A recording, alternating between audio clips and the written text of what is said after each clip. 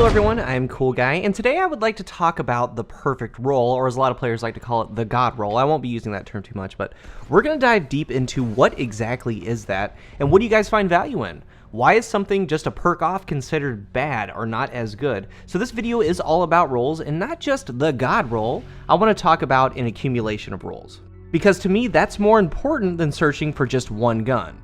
When looking through my vault for my vault video that I'm doing, I see a lot of my weapons and why I have them, and some of them are really good rolls for me, and to others maybe not.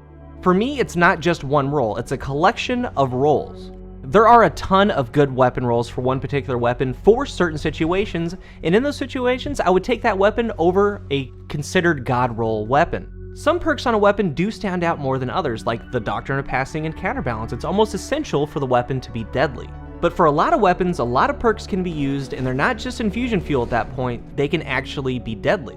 A weapon's all-around lethality is solely up to you, the user, what you do with it, and what you think of it, and at the end of the day, you are the final say in a weapon, and it doesn't matter what anybody else thinks about it. I've said it before, just because you're a perk off, it doesn't mean that that weapon is bad, or that you're a perk off of what is widely considered a perfect roll, it does not mean that that is bad.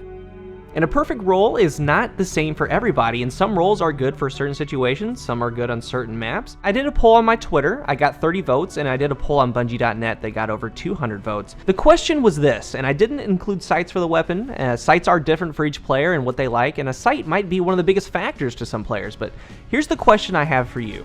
Say I could give you one of these Grasp of Maloks. Which one would you pick?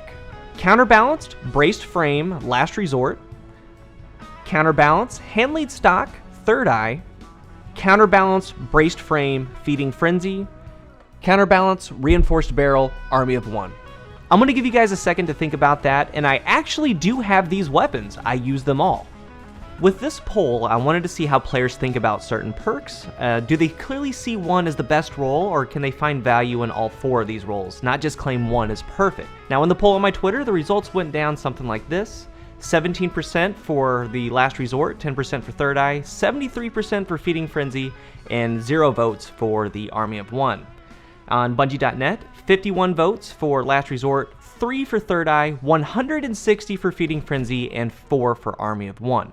I saw some of the comments saying things like, you have Counterbalance and Feeding Frenzy. Why is this even a question? And I asked a lot of players that did choose that Counterbalance Feeding Frenzy roll if they would use the other three. And I got things like, no, they would be infusion fuel. There's no point. It's just too good. So for that mentality, there are a lot of players that think like that. Nobody's wrong. I'm not saying that you're wrong, but I want to show you something, and it's the reason for making this video. In the Nightfall for the Grasp, I started seeing my drops, and when I was farming, I was looking for very certain things. And I always tell players, every roll is telling you something, and that's to be 100% real here. The odds are against you, and you're not going to get what you want. And most of the time, you're a perk off, and most of the time, we just use the weapon anyway because it's what we have. But first, the Grasp is a competitive weapon. That's not a secret. There's a reason players were farming for it. So I want to talk about these 4 rolls, and I have a little summary of it all at the end, and some of you might find it surprising.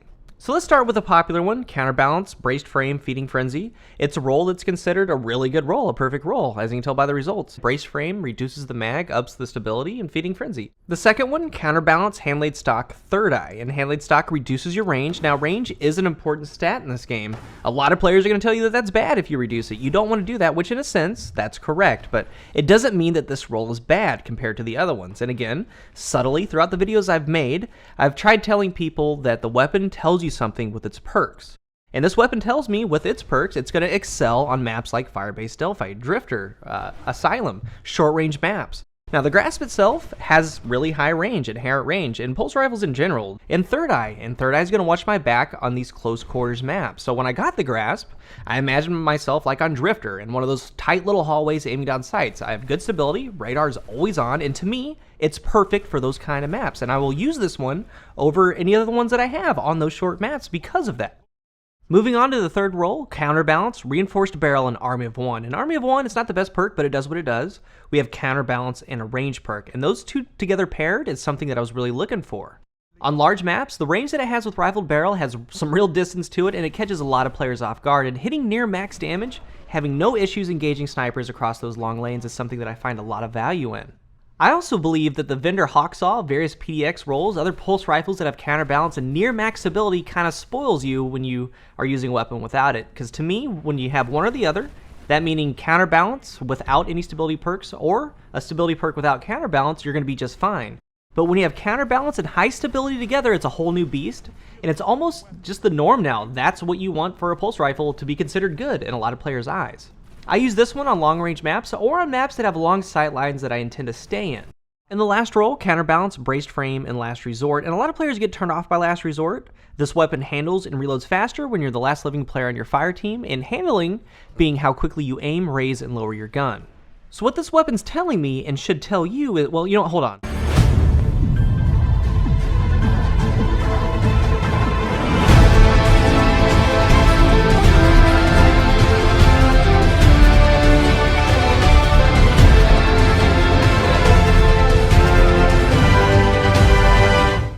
Let's slow that down. I'm able to reload fast in this engagement if I need to, but the most important part is when I prime the enemy with my sniper rifle, I switch to my grasp.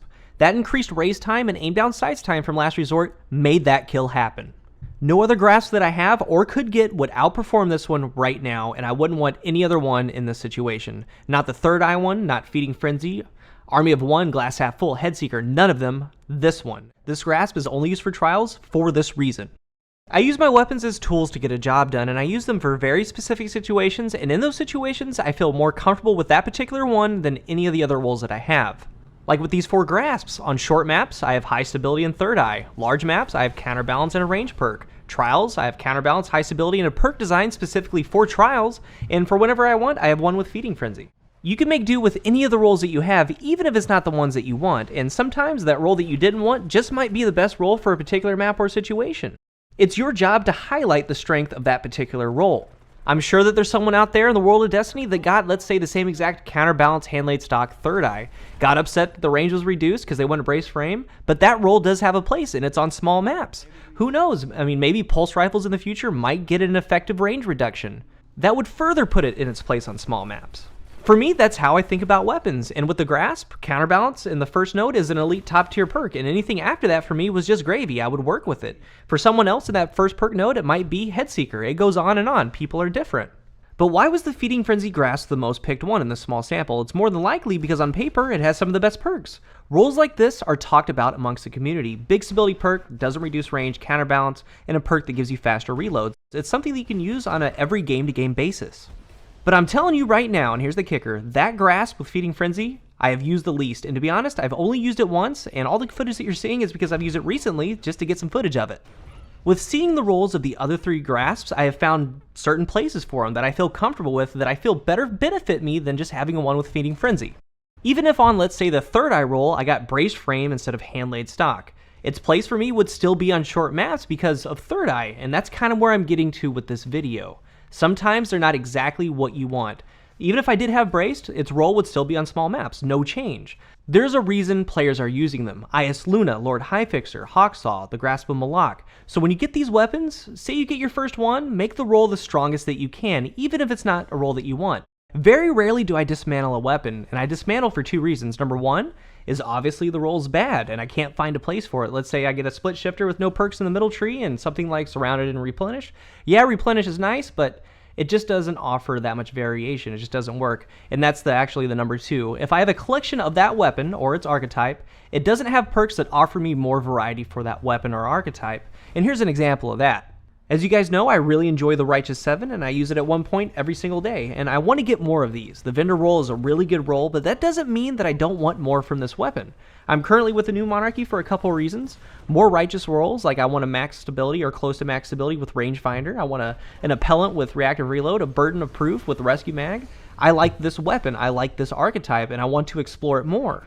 The Gunsmith sells the Serenia D and the Suros AR-41. They're the same archetype, the Shingen archetype.